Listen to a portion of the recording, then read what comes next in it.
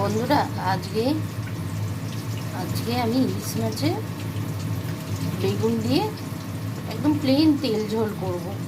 দেখো, আজকে ইলিশ মাছ আনা হয়েছে বাজার থেকে, দেখতে থাকো কীভাবে করি।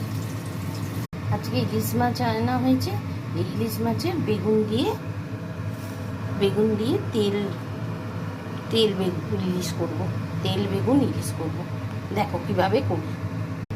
চলো, মাছগুলোকে নুন হলুদ মাখিয়ে নিয়ে ভেজে নিই, আর বেগুনগুলোতেও একটু নুন হলুদ মাখিয়ে নিই।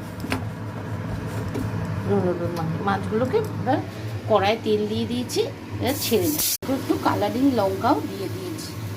এই দেখো, মাছ আর বেগুন আমার ভালোভাবে ফুটে গেলেই নামিয়ে নেব। সেই ঝোলটা আমি একটা জায়গায় নামিয়ে নিয়েছি। এই বেগুন ইলিশ এই সব মিলিয়ে আজ আমার রান্না ইলিশ বেগুন ইলিশ ঝোল।